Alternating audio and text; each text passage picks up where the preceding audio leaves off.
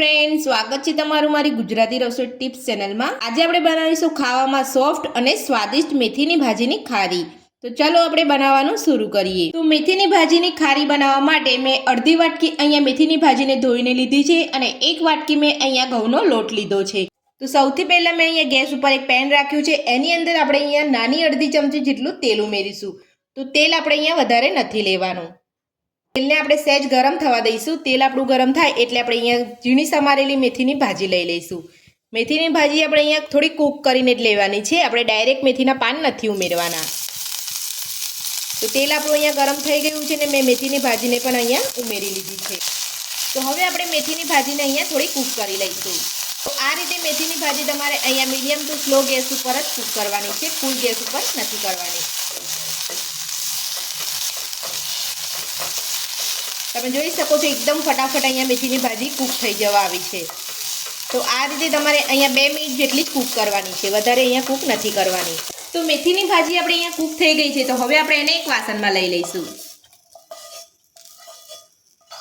તો મેથીની ભાજીને આપણે અહીંયા થોડી ઠંડી થવા દઈશું। તો 3 થી 4 મિનિટ જેટલું થઈ ગયું છે અને મેથીની ભાજી આપણે અહીંયા ઠંડી પણ થઈ ગઈ છે। તો હવે આપણે તેની અંદર એક વાટકી જે આપણે અહીંયા ઘઉંનો લોટ લીધો હતો એ લઈ લઈશું। તો મેં ઘઉંનો લોટને અહીંયા પહેલેથી જ ચાળીને રાખેલો હતો। તો હવે આપણે તેની અંદર નાની અડધી ચમચી જેટલો અજમો ઉમેરીશું। તો અજમાને આપણે અહીંયા હાથેથી ક્રશ કરીને ઉમેરીશું।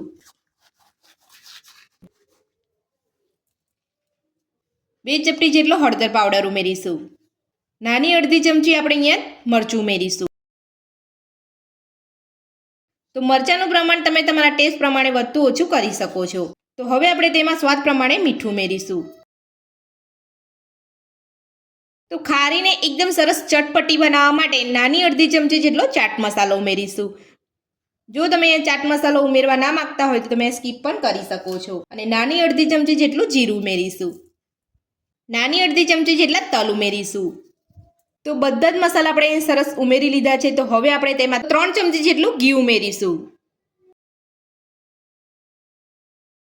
તો બધા જ મસાલા આપણે અહીંયા સરસ રીતે ઉમેરી લીધા છે। તો હવે આપણે બધું જ મિક્સ કરી લઈશું। તો આ રીતે તમારે બધા મસાલા ઉમેરવાના છે। તો જો તમે આ રીતે મસાલા ઉમેરીને ઘરે ખારી બનાવશો તો એકદમ ટેસ્ટી અને ચટપટી ખારી બનશે તમારી, અને ખાવામાં ખૂબ જ સોફ્ટ અને સ્વાદિષ્ટ। તો બધું જ આપણે મસાલા ઉમેરીને મિક્સ કરી લીધું છે। તો હવે આપણે થોડું થોડું પાણી ઉમેરી અને લોટ બાંધી લઈશું।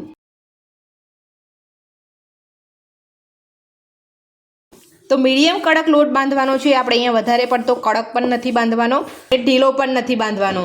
તો આપણે અહીંયા આ રીતે થોડું થોડું પાણી ઉમેરતા જઈ અને લોટ બાંધી લેવાનો છે।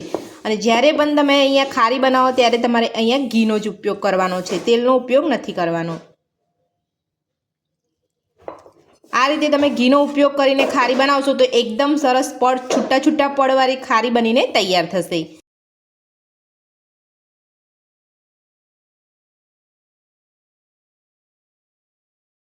તો થોડું થોડું પાણી ઉમેરતા જઈ અને મીડિયમ કડક લોટ બાંધી લીધો છે। તો તમે જોઈ શકો છો આ રીતે તમારે લોટ બાંધી લેવાનો છે। જો તમારો લોટ અહીંયા ઢીલો થઈ ગયો હોય તો બીજો ઘઉંનો લોટ ઉમેરી અને તમારે સેટ કરી લેવાનો છે। તો લોટ બંધ થઈને આપણો અહીંયા તૈયાર છે। તો હવે આપણે એને અડધો કલાક માટે ઢાંકીને રહેવા દઈશું। તો મેથીની ભાજીની ખારીને પડવાળી બનાવવા માટે હવે આપણે સ્લરી બનાવીશું। તો સ્લરી બનાવવા માટે મેં અહીંયા એક બાઉલ રાખ્યું છે, એની અંદર 1 ચમચી જેટલો કોર્નફ્લોર પાવડર ઉમેરીશું। જો તમારી પાસે કોર્નફ્લોર પાવડર ના હોય તો તમે અહીંયા મેદાના લોટનો ઉપયોગ કરી શકો છો। હવે આપણે કોર્નફ્લોરની અંદર 2 ચમચી ઘી ઉમેરીશું।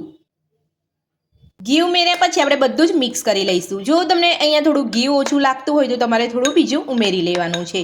અને તમે અહીંયા વધારે ક્વોન્ટિટીમાં ખારી બનાવતા હોય તો તમારે અહીંયા સ્લરી વધારે બનાવવાની છે। તો તમારે આ રીતની સ્લરી બનાવવાની છે, વધારે પતલી પણ નહીં અને જાડી પણ નહીં। તો આ સ્લરીનો ઉપયોગ આપણે રોટલી ઉપર લગાવવા માટે કરવાનો છે। તો આ રીતે આપણે સ્લરીને રોટલી ઉપર લગાવી અને ખારી બનાવીશું તો એકદમ છૂટા છૂટા પડવાળી આપણી ખારી બનીને તૈયાર થશે। તો હવે આપણે સ્લરીને સાઈડ પર રાખી લઈશું અને અડધો કલાક થઈ ગયો છે। તો લોટને આપણે ચેક કરી લઈશું। તો લોટ આપણો અહીંયા સરસ સેટ થઈ ગયો છે। તો હવે આપણે એને થોડો મસળી લઈશું।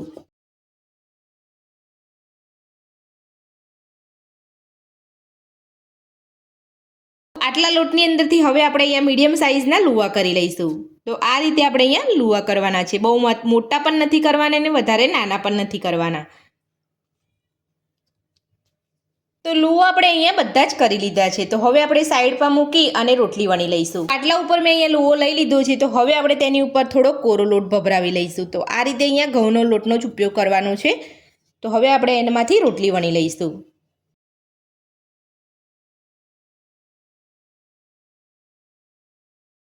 તો રોટલી આપણે અહીંયા વણી લીધી છે. તો આ રીતની આપણે અહીંયા 4 રોટલી વણી લઈશું. તો રોટલી તમારે આ રીતની પતલી રાખવાની છે, વધારે પડતી જાડી નથી રાખવાની. તો 4 રોટલી મેં અહીંયા વણી લીધી છે. તો હવે આપણે રોટલી ઉપર જે સ્લરી બનાવીને રાખી હતી એ લગાવીશું.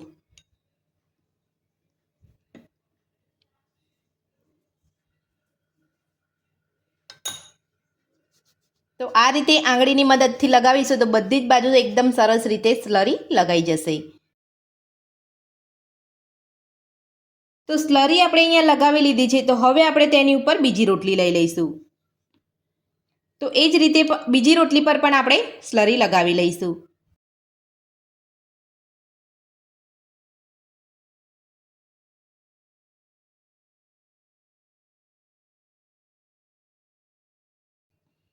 તો બીજી રોટલી પર પણ આપણે અહીંયા સ્લરી લગાવી લીધી છે. તો હવે આપણે ત્રીજી રોટલી લઈ લઈશું.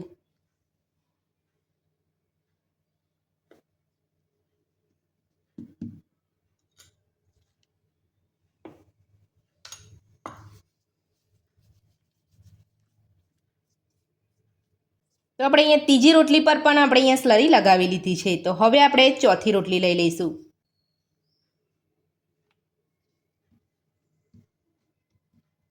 જો તમારી રોટલી અહીંયા નાની બની હોય તો તમારે આ રીતે થોડી ખેંચી અને સેટ કરી લેવાની છે. તો આપણે અહીંયા ચોથી રોટલી ઉપર આપણે અહીંયા થોડીક જ આપણે અહીંયા સ્લરી લગાવવાની છે, વધારે આપણે અહીંયા સ્લરી નથી લગાવવાની. તો આપણે અહીંયા ચોથી રોટલી પર પણ અહીંયા સ્લરી લગાવી લીધી છે. તો હવે આપણે રોલ વાળી લઈશું. તો આ રીતે તમારે અહીંયા થોડું ધીરે ધીરેથી તમારે અહીંયા ટાઈટ રોલ વાળી લેવાનો છે. તમારે અહીંયા પોચો રોલ તમારે અહીંયા નથી વાળવાનો. તો આ રીતે તમારે દબાવી અને રોલ વાળી લેવાનો છે.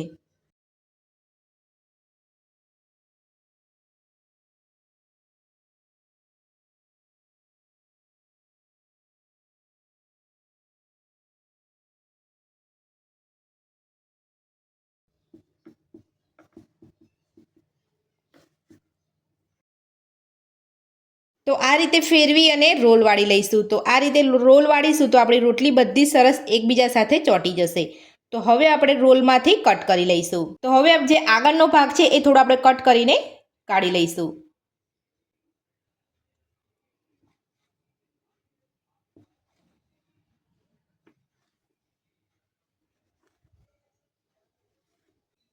અને પાછળનો જે ભાગ છે થોડો એ પણ આપણે અહીંયા સાઈડમાં કાઢીને રાખી લઈશું.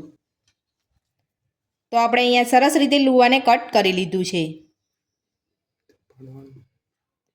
તો તમે જોઈ શકો છો એકદમ સરસ પડ અહીંયા પડે છે. તો હવે આપણે બધા જ લુવાને એક ડીશમાં લઈ લઈશું. તો બધા જ લુવા આપણે અહીંયા એક ડીશમાં લઈ લીધા છે. તો હવે આપણે એમાંથી એક લુવો પાટલા ઉપર રાખી લઈશું અને હથેળીની મદદથી થોડો પ્રેસ કરી લઈશું.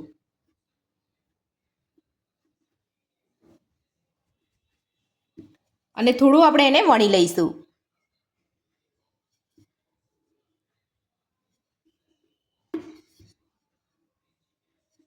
તો આ રીતે આપણે અહીંયા વણી લેવાનું છે અને જે આજુબાજુની ભાગની સાઈડ છે આપણે અહીંયા કટ કરી લઈશું. તો આ જ રીતે બધા જ લુવામાંથી આપણે ખારી બનાવી લઈશું. તો બધી જ ખારીને મેં અહીંયા વણી અને કટ કરી લીધી છે. તો તમારે આ રીતે આજુબાજુનો ભાગ આવે એ કટ કરી લેવાનો છે. તો હવે આપણે ખારીને તળી લઈશું. તો ખારી તળવા માટે મેં અહીંયા ગેસ ઉપર એક કઢાઈની અંદર તેલ ગરમ કરવા મૂકી દીધેલું છે. તો તેલ આપણું અહીંયા ગરમ થઈ ગયું છે. તો આ રીતની ખારીને તળવા માટે તમારે અહીંયા વધારે પડતું તેલ ગરમ નથી કરવાનું, મીડિયમ ગરમ તેલ કરવાનું છે. તો મારું અહીંયા મીડિયમ તેલ ગરમ થઈ ગયું છે. તો હવે આપણે તેની અંદર ખારી મૂકી અને તળી લઈશું.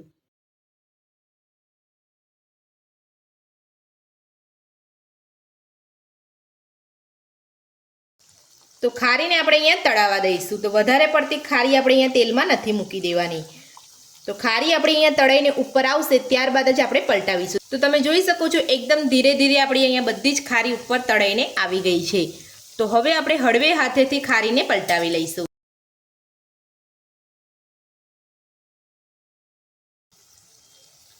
તો આ રીતે મીડિયમ ગેસ ઉપર જ આપણે ખારીને તળવાની છે. તો એકદમ સરસ રીતે અંદરથી સરસ આપણી અહીંયા ખારી તળાઈ જશે. તો તમે જોઈ શકો છો ખારીનો કલર પણ એકદમ સરસ બદલાઈ ગયો છે અને આપણી ખારી તળાઈને તૈયાર છે. તો હવે આપણે ખારીને કાઢી લઈશું.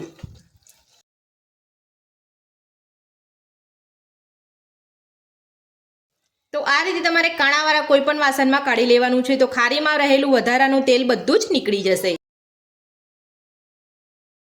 તો તમે જોઈ શકો છો એકદમ સરસ છૂટા છૂટા પડવાળી ખારી બનીને આપણી તૈયાર છે. હવે હું તમને ખારી બનાવવાની બીજી એક રીત બતાવું છું. તો એ જ રીતે મેં અહીંયા 4 રોટલીને વણીને રાખી લીધી છે. તો હવે આપણે એક રોટલીને પાટલા ઉપર રાખી લીધી છે અને આપણે એની ઉપર પણ સ્લરી લગાવી લઈશું. તો એ જ રીતે આપણે 4 રોટલી પર પણ સ્લરી લગાવી લઈશું.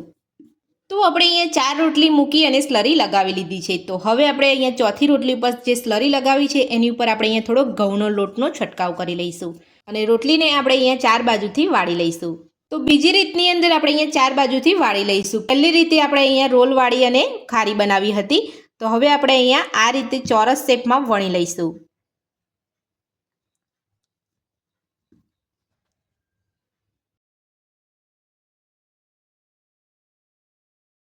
તો ચારે બાજુથી આપણે રોટલીને વાળી લીધી છે. તો હવે આપણે હાથની મદદથી થોડું પ્રેસ કરી લઈશું. તો હવે આપણે રોટલીની બધી જ બાજુ થોડો લોટ ભભરાવી અને આ રીતે લગાવી લઈશું અને ફરી આપણે ધીરે હાથેથી વણી લઈશું.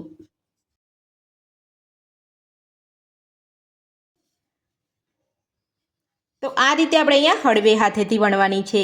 બહુ વધારે આપણે અહીંયા જોર નથી કરવાનું.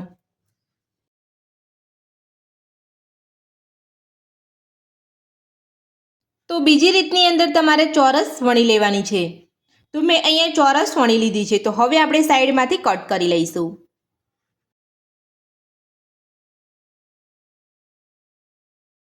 તો જો તમે ખારીને આ રીતની લાંબી રાખવા માંગતા હોય તો તમે લાંબી કટ કરી શકો છો. પણ હું અહીંયા થોડી નાની રાખું છું એટલે વચ્ચેથી અહીંયા કટ કરી લઉં છું.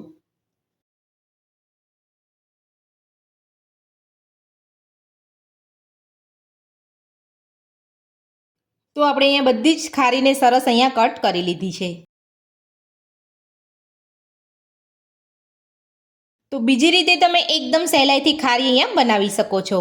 તો મેં તમને અહીંયા 2 રીત બતાવી છે. તો બંને રીતમાંથી તમને જે રીત ફાવે એ રીતે તમારે ખારી બનાવી લેવાની છે. તો હવે આપણે આ ખારીને પણ તળી લઈશું.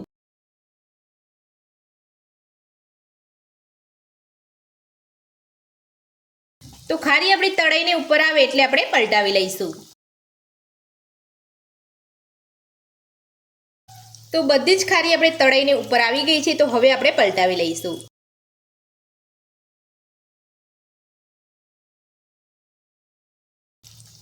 તો બીજી બાજુ પણ આપણે ખારીને તળાવવા દઈશું. તો બંને બાજુ આપણી ખારી અહીંયા એકદમ સરસ તળાઈ ગઈ છે. તો હવે આપણે એને પણ કાઢી લઈશું.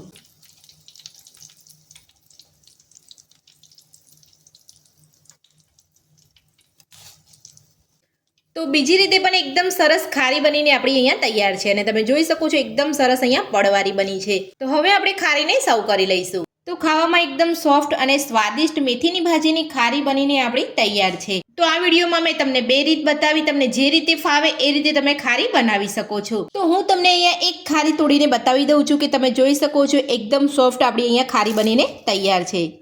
તો ખારી બનાવવાની રીત તમને મારી ગમી હોય તો કમેન્ટ બોક્સમાં કમેન્ટ કરીને મને જરૂરથી જણાવજો. આજની રેસીપી પસંદ આવી હોય તો વિડીયોને લાઇક કરજો, ચેનલને સબસ્ક્રાઇબ કરજો, તમારા મિત્રોને જરૂરથી શેર કરજો. Thank you.